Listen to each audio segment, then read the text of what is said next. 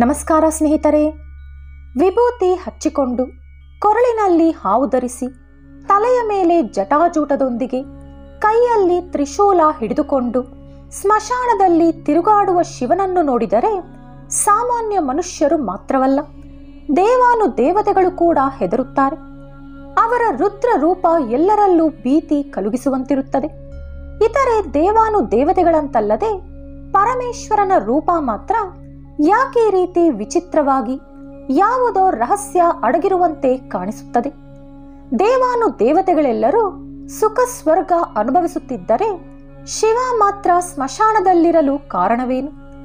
ಸಾಕ್ಷಾತ್ ಪರಮೇಶ್ವರನೇ ಈ ಪ್ರಶ್ನೆಗಳಿಗೆ ಉತ್ತರ ಕೊಟ್ಟಿದ್ದಾರೆ.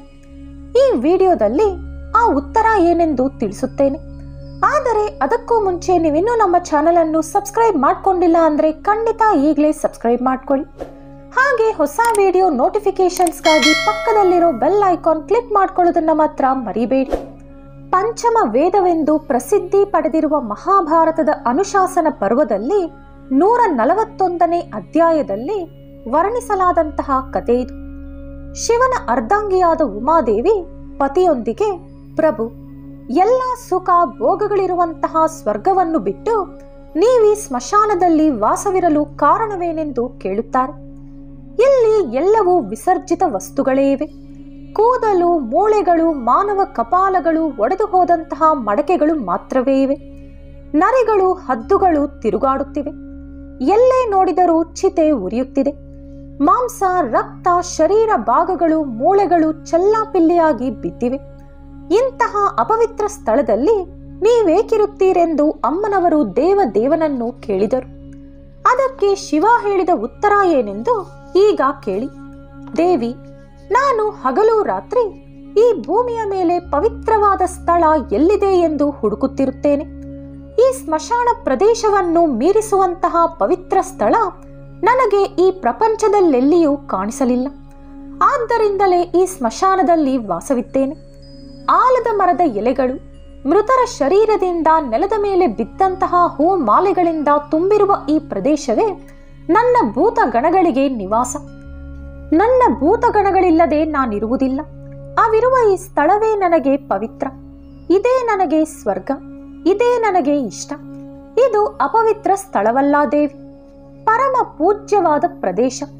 ಪವಿತ್ರವಾದ ಶಕ್ತಿಗಳಿಗಾಗಿ ಉಪಾಸನೆ ಮಾಡುವವರು ಇಲ್ಲೇ ಆರಾಧನೆ ಮಾಡುತ್ತಾರೆ.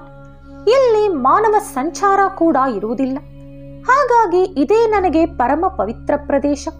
ದೇವಿ, ಇದು ವೀರರು ನಿವಾಸವಿರುವಂತಹ ಸ್ಥಾನ. ಆದ್ದರಿಂದಲೇ ಕಪಾಲಗಳಿಂದ ತುಂಬಿರುವ ಈ ಭಯಾನಕ ಪ್ರದೇಶ ಕೂಡ ನನ್ನ ಕಣ್ಣಿಗೆ ಸುಂದರವಾಗಿ ಕಾಣಿಸುತ್ತದೆ. ಆದ್ದರಿಂದಲೇ ಇದು ನನ್ನ ನಿವಾಸ ಎಂದರು ಪರಮೇಶ್ವರ. ಶಿವ ಮುಂದುವರೆಸುತ್ತಾ, ದೇವಿ, ಭೂತ ಪ್ರೇತ ಪೀಡಿತರನ್ನು ರಕ್ಷಿಸುವವನು ನಾನೊಬ್ಬನೇ. ಹಾಗಾಗಿ ನಾನು ಈ ಸ್ಮಶಾನ ವಾಸಿಯಾಗಿರುತ್ತಾ ಮನುಷ್ಯರ ಮಾನಸಿಕ ವೇದನೆಯನ್ನು ತೀರಿಸುತ್ತಿರುತ್ತೇನೆ. ನನ್ನ ಆಜ್ಞೆ ಇಲ್ಲದೆ ನನ್ನ ಭೂತ ಗಣಗಳು ಯಾರಿಗೂ ಯಾವ ಹಾನಿಯೂ ಉಂಟು ಮಾಡುವುದಿಲ್ಲ. ಮನುಷ್ಯರ ಕ್ಷೇಮ ಬಯಸುವವನಾದ್ದರಿಂದಲೇ ನನ್ನ ಭೂತ ಗಣಗಳನ್ನು ಸ್ಮಶಾನ ದಾಟಿ ಹೋಗಲು ಬಿಡುವುದಿಲ್ಲ. ಇದೇ ನಾನಿಲ್ಲಿರುವುದರ ಹಿಂದಿರುವ ರಹಸ್ಯ.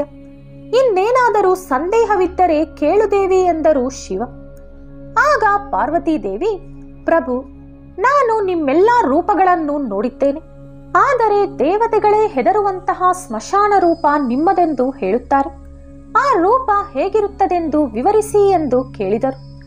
ದೇವಿ, ನನ್ನ ರೂಪ ಕಡುಗಪ್ಪಗಿನ ಬಣ್ಣದಲ್ಲಿ ವಿಕೃತವಾಗಿ ಭಯಾನಕವಾಗಿರುತ್ತದೆ.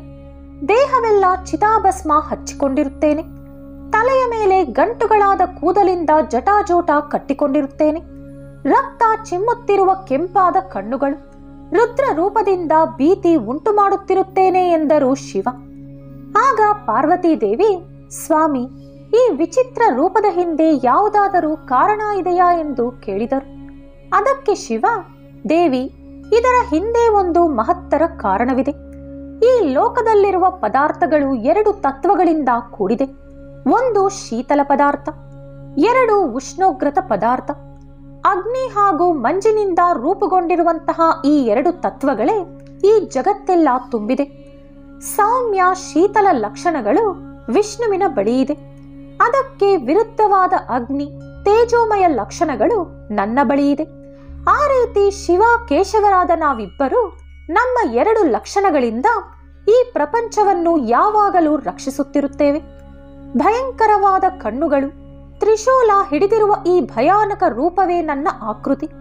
ಈ ಸಮಸ್ತ ಸೃಷ್ಟಿ ರಕ್ಷಣೆಯಲ್ಲಿ ನಾನು ಸದಾಶಿವನಾಗಿದ್ದೇನೆ. ಇದಕ್ಕೆ ಭಿನ್ನವಾಗಿ ನಾನು ಬದಲಾದ ದಿನ ಈ ಲೋಕದ ಸ್ಥಿತಿ ಘೋರವಾಗಿ ಬದಲಾಗುತ್ತದೆ. ಈ ಲೋಕದ ರಕ್ಷಣೆಗಾಗಿಯೇ ಈ ನನ್ನ ಭೀಕರ ರೂಪವಿದೆ ಎಂದರು ಪರಮೇಶ್ವರ. ಈ ರೀತಿ ಮಹಾಭಾರತ ಕಥೆಯಲ್ಲಿ ಹೇಳಿದ ಪ್ರಕಾರ ಮಹಾಶಿವನ ರೂಪ, ನಿವಾಸ ರಹಸ್ಯಗಳ ಹಿಂದಿರುವ ನಿಗೂಢತೆ ಏನೆಂದು ಈಗ ನಿಮಗೆ ಅರ್ಥವಾಯಿತು ತಾನೆ? ಶಿವನಾದರೂ ವಿಷ್ಣುವಾದರೂ ಒಂದೇ ಪರಮಾತ್ಮನ 2 ವಿಭಿನ್ನ ತತ್ವಗಳು. ಇಬ್ಬರಲ್ಲೂ ಯಾವುದೇ ಭೇದವಿಲ್ಲ. ಮಾನವ ಸಹಜ ಸ್ವಭಾವಗಳಿಗೆ ಇವರು ಚಿಹ್ನೆಗಳಂತೆ ನಿಂತಿದ್ದಾರೆ. ಶಿವನ ಹೃದಯದಲ್ಲಿ ವಿಷ್ಣು, ವಿಷ್ಣು ಹೃದಯದಲ್ಲಿ ಶಿವ ಇರುತ್ತಾರೆಂದು ವೇದಗಳು, ಪುರಾಣಗಳು ಹೇಳುತ್ತವೆ. ಭಗವಂತ ಒಬ್ಬನೆಯಾದರೂ ಅವರ ರೂಪಗಳು ಹಲವಾರೆಂದು ಅರ್ಥ ಮಾಡಿಕೊಳ್ಳಬೇಕು. ಒಬ್ಬರು ಸೌಮ್ಯ ಗುಣಕ್ಕೆ, ಇನ್ನೊಬ್ಬರು ತೇಜೋ ಗುಣಕ್ಕೆ ಚಿಹ್ನೆಗಳು. ಆದರೆ 2 ಗುಣಗಳು ಒಂದೇ. ಇನ್ನೊಂದು ಪುರಾಣ ಕಥೆ ಕೂಡ ಕೇಳೋಣ. ಒಂದು ದಿನ ಯಾವ ಕಾರಣವೂ ಇಲ್ಲದೆ ಪರಮೇಶ್ವರ ಯಾರಿಗೋ ನಮಸ್ಕರಿಸುತ್ತಿರುವುದನ್ನು ನೋಡಿದ ಪಾರ್ವತೀ ದೇವಿ, ಯಾರಿಗೆ ನಮಸ್ಕಾರ ಮಾಡುತ್ತಿದ್ದೀರಿ ಪ್ರಭು ಎಂದು ಕೇಳಿದರು. ಆಗ ಶಿವ, ದೇವಿ, ರಾಮನಾಮ 1 ಬಾರಿ ಜಪಿಸುವಂತಹ ವ್ಯಕ್ತಿಗೆ ನಾನು 3 ಬಾರಿ ನಮಸ್ಕರಿಸುತ್ತೇನೆಂದು ಹೇಳಿದರು. ಅದರ ನಂತರ ಗೌರಿದೇವಿ, ಸ್ವಾಮಿ, ನೀವು ಸ್ಮಶಾನಕ್ಕೆ ಹೋಗುತ್ತಿರುತ್ತೀರಿ, ಆ ಚಿತಾಭಸ್ಮವನ್ನು ಮೈ ತುಂಬ ಏಕೆ ಹಚ್ಚಿಕೊಳ್ಳುತ್ತೀರಿ ಎಂದು ಕೇಳಿದರು. ಅದಕ್ಕೆ ಉತ್ತರ ಕೊಡಲು ಶಿವ ಪಾರ್ವತಿಯನ್ನು ಕರೆದುಕೊಂಡು ಸ್ಮಶಾನಕ್ಕೆ ಹೋದರು.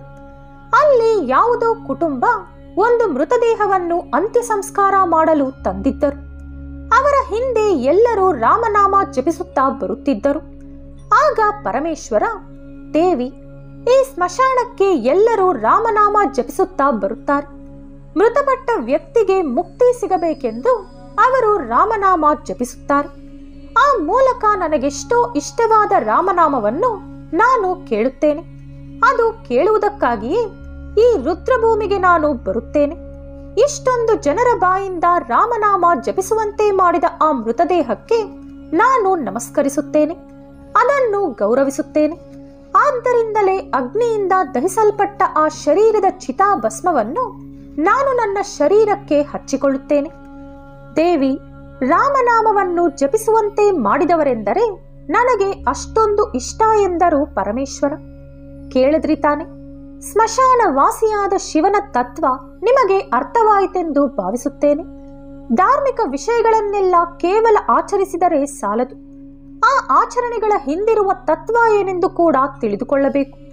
ನಮ್ಮಲ್ಲಿ ಹಲವಾರು ಜನರು ಎಷ್ಟೋ ಧಾರ್ಮಿಕ ಕಾರ್ಯಗಳನ್ನು ಮಾಡುತ್ತಿರುತ್ತಾರೆ, ಎಷ್ಟೋ ಹೋಮ ಹವನಗಳನ್ನು ಮಾಡುತ್ತಾರೆ.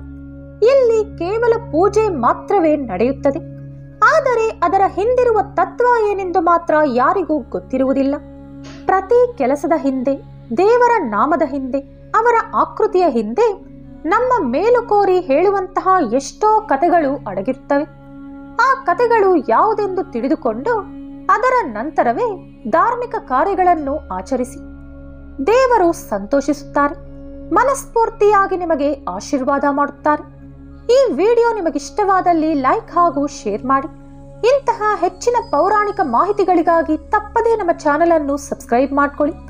ಮತ್ತೊಂದು ಕುತೂಹಲಕಾರಿ ಮಾಹಿತಿಯೊಂದಿಗೆ ಪುನಃ ಭೇಟಿಯಾಗೋಣ. ಧನ್ಯವಾದಗಳು.